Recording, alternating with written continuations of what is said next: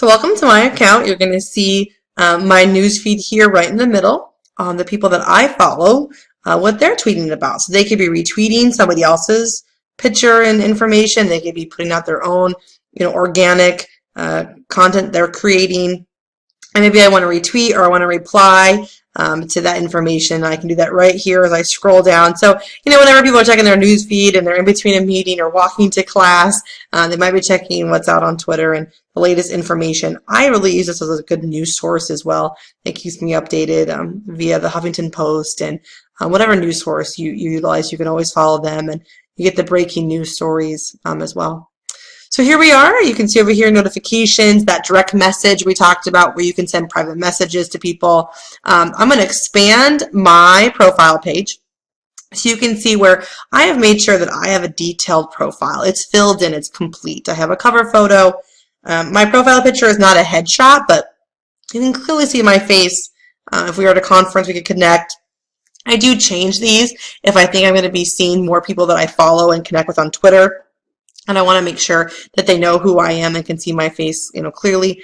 You can see here in my bio, it is 140 characters. And what I put out there is really a personal preference. You can put as little or as much as you want about your career path, your interests, your hobbies, your family. As I put my Myers-Briggs on here, all kinds of things that you can just let people know what you're about, who you are. If I'm going to interact with you or follow you, what's something I might gain from you? What's something I might learn from you? What are your areas of interest? This is going to vary for everyone, but this is my description. You can see here my videos, my most recent photos, the tweets that I have here.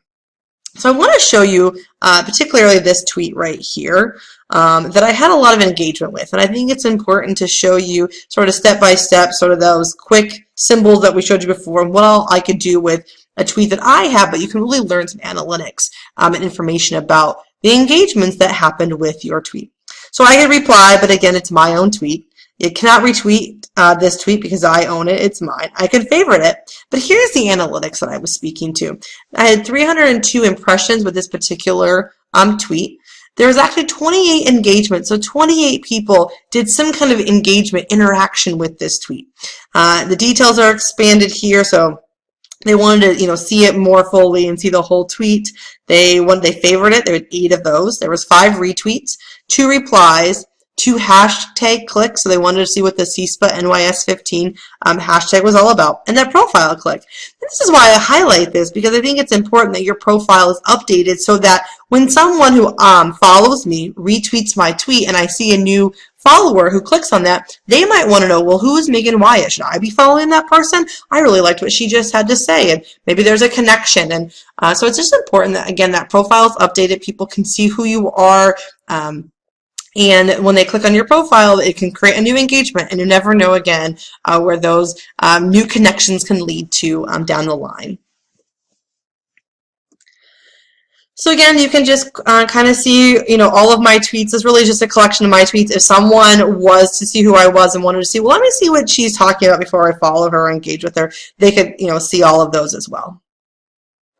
And then you can see how many tweets, the followers, favorites, the list. I favorited a lot. I don't use the list feature. A list is actually where you could put users that you follow on a regular basis into categories. And so I'm a member of some people's lists. And so it'll show you right here where people have added my name so that when they go and they want to say, well, I only want to look at people with SA Chat, they could pull those up. Your news feed can be overwhelming with the more people you follow and engage with. And the list just helps you narrow that down. So maybe I want to just focus on my friends. What are my friends saying? And so I can click on the friends list and only their tweets are going to populate. Maybe I only want to focus on the CISPA conference that's happening. And so I'm going to focus on that group of people who are part of that group. So there's a wide range of ways that you can use over here to create a list. And you can learn more here if that's something that you're really interested in. And maybe you do find yourself overwhelmed by all of the tweets, and how can you categorize those? Or maybe you're only looking for tweets about a QOI. You can make groups of people who are associated with housing, residence life, a QOI. Maybe you have parents, it's faculty, it's departments. Those lists can go on, but it's just another way of organizing the social media platform.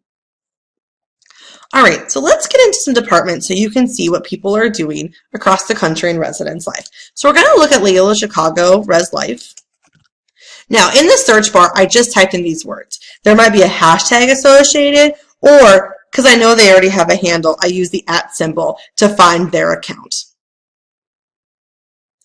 All right. Beautiful, colors here that we clearly are part of their brand. They have their logo here it shows me they're a real account and who they are. You can look at their bio. Oops, I scrolled too fast. You can look at their bio here on the left-hand side.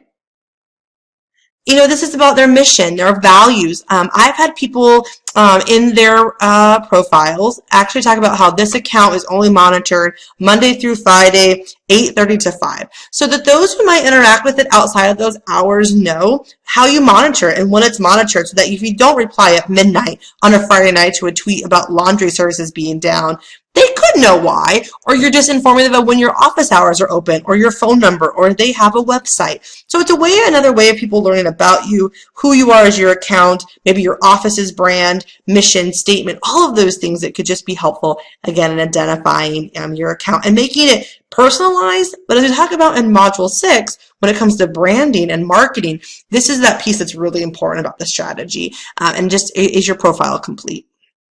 All right, so let's look at some of the tweets that we have here. They're talking about fall break, and if you're, are sticking around for fall break, when is the office open? RAs are on duty, so it's an information source. There's positive things, right? We wish you a restful, relaxing, rejuvenating fall break. And that's great. It's just another way of just encouraging students, letting them know that you're there. Again, not every tweet you put out there has to be jam full of information or content. It can be fun. It can be humorous. It can show that, we're humans too, and these accounts are run by humans, and that your department, it can show when you're made a mistake and you want to get information out there quickly. It just really allows for your voice and that brand to come through. So here's a residence hall that's being highlighted with this beautiful picture and a tweet. Someone just going around taking photos of the building, which is always great to highlight. Here, let's look at this one, the Loyola Chicago hashtag. So it was family weekend, and they clearly had a hashtag associated with the event, which is very common that you will see with events, so that people who are attending, people who are there presently, and who are attending the events, they can engage with it. But what's really great is it creates this back channel, and it creates a way for people who are not there to also feel like they're a part of it. So maybe they're an alum and they couldn't make it out and they really want to, but they could engage with the cool photos, the tweets, all the things that people are promoting about that weekend, or things that happened.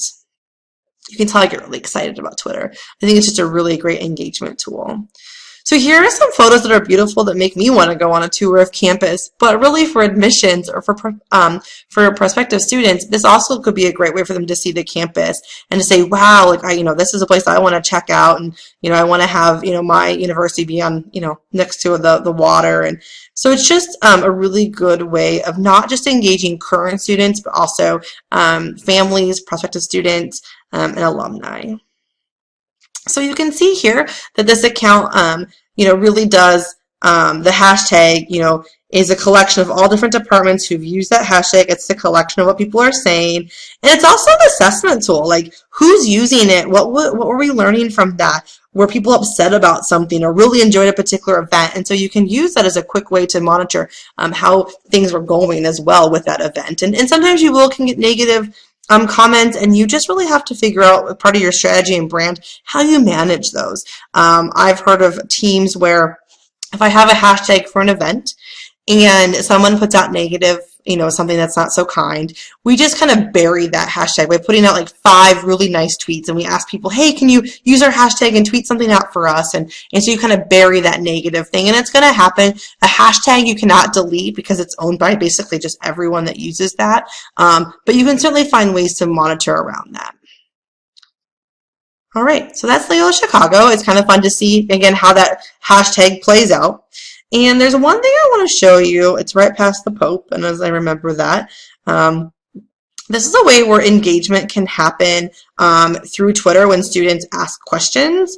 Again, as you figure out in your strategy plan in Module 6, you're going to figure out for your department, why are we using certain platforms and what is our goal? And so for Twitter, it may not be your main source of wanting to pose questions or answering questions of students that have concerns, but when you post information like they have, you will get people interacting. So maybe I just scrolled right past it. No, it was right here. There's the workshops.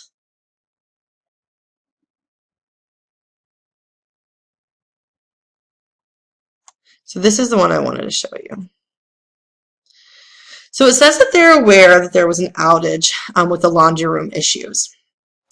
A student tweeted them and asked, is this fixed yet? Now, I don't know, again, if this is a real account or it's a student, and there's some delay here. You know, they put that on November 6th.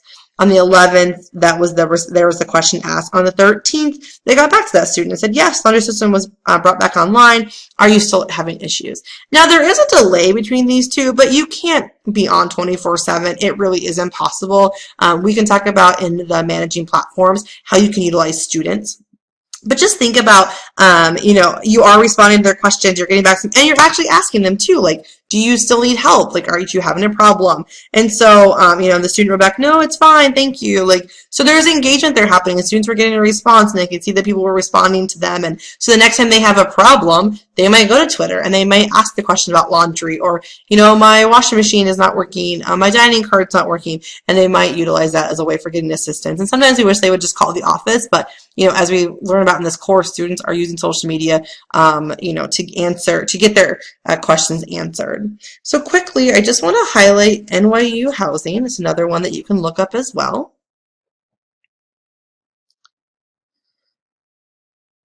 And here you can see they have really great relationships as well with other departments and helping cross-promote you know, information. And so NYU Dining had an issue and they needed to get some information out to the students. And so they tagged and they tagged different accounts for their information. And so you can see here that they want to get this out there, and Housing had retweeted it.